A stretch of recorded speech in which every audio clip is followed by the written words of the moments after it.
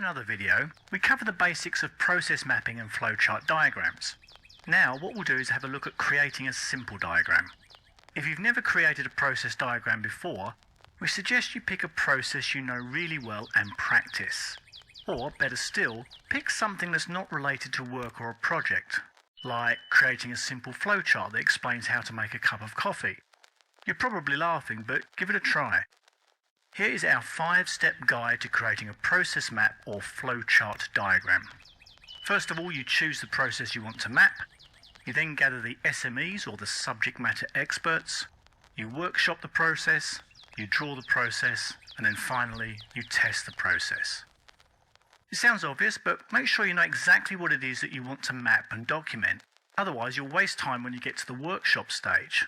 And don't be too ambitious. Pick the process that's going to be used by the most people and the one that provides the most value. Getting the right people involved is crucial.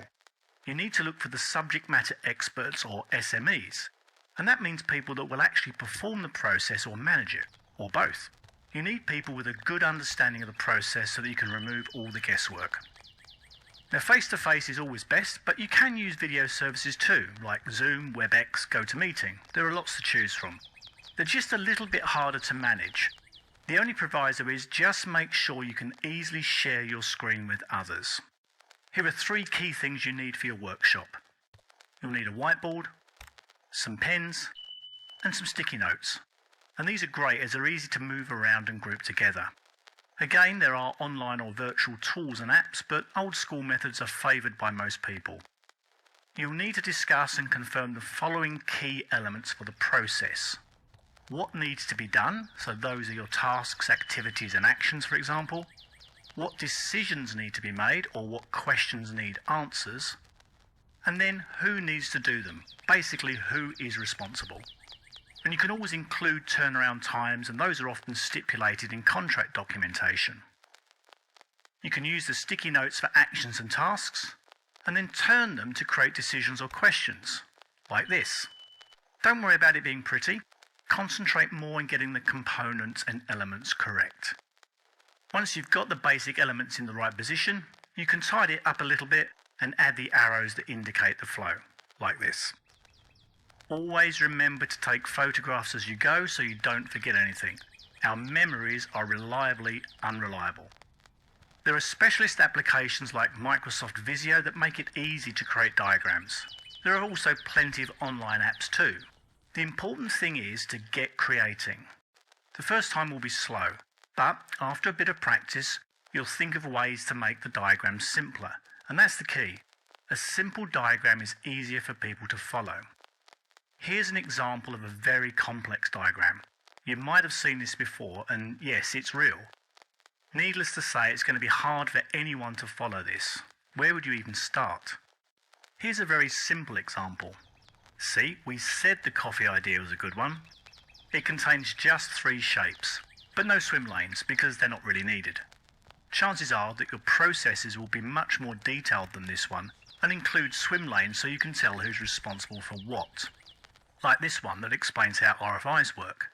We've deliberately kept the swim lane headings generic. That way it could work for a number of different scenarios. For example, a subcontractor might start the process, or maybe the main contractor does. And don't worry too much about colour. We've used it here to make it more legible, but the colours don't actually mean anything. The swim lane or cross-functional type of diagram is an option in pretty much all apps used for creating process diagrams. Don't write every single step into a diagram. You have to assume that people using the diagram have a certain degree of knowledge, skill and competency. So an action might be review document. The diagram doesn't need to explain how that's done, that's down to the individual. Finally, make sure you test the process. This could be as simple as doing a simple role-playing exercise with your colleagues. It will quickly identify if any of the steps or actions are wrong. Don't waste too much time on the detail, and don't be afraid to make minor amendments as a result of the testing.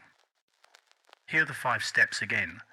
You can find plenty of guidance and ideas online. Just remember to keep your diagrams as simple as possible.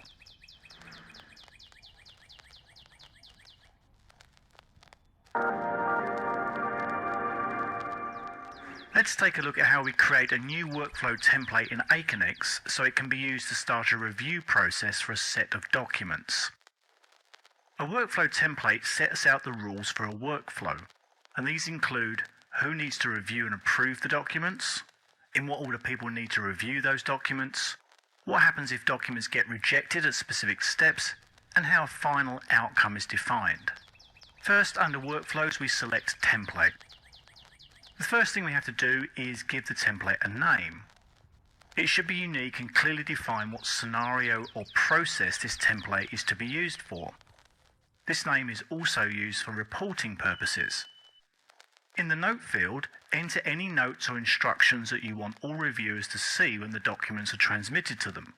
This information is also displayed on the review page for each reviewer and also appears in the workflow transmittal. Next, you select the relevant review status set. Each status set defines review statuses that will be available for reviewers. It might also automatically update the document status in the document register on entry to the workflow and at its completion. We discussed review sets in another video. Our recommendation is to apply the automatic status update when you need the approval process to reflect relevant milestones like approved for construction or approved by a client. Next, we choose how the workflow outcome should be defined. Lowest of all step outcomes is the default option, but you can change it to final step outcome to allow the lead reviewer to determine the outcome. In the default step completion rules section, we decide on the completion rules for the workflow steps, and this should be self-explanatory. Note that if required, you can change the individual step completion rules in the process template itself.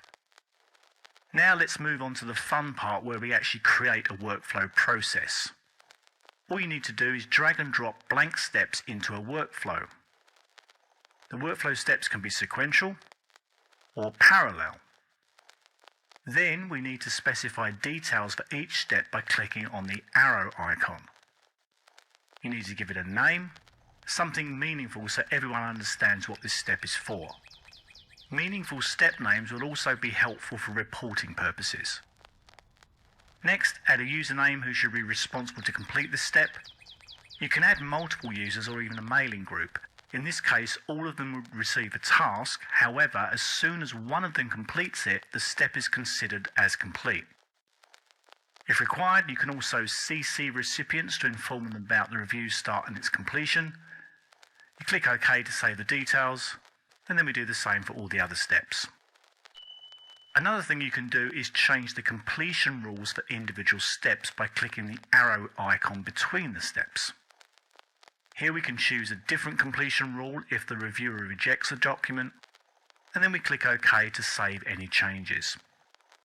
The last thing we need to do is set the duration for each step.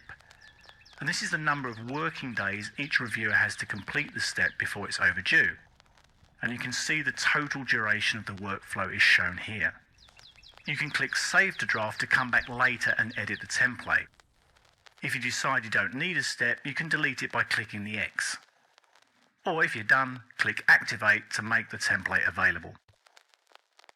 Once the template is activated, you'll no longer be able to edit the number or layout of the steps in the template or the associated workflow.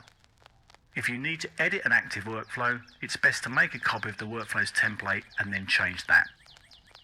You can create as many templates as you like for your project to cover different review scenarios. In another video, we'll look at the various template settings and options in more detail.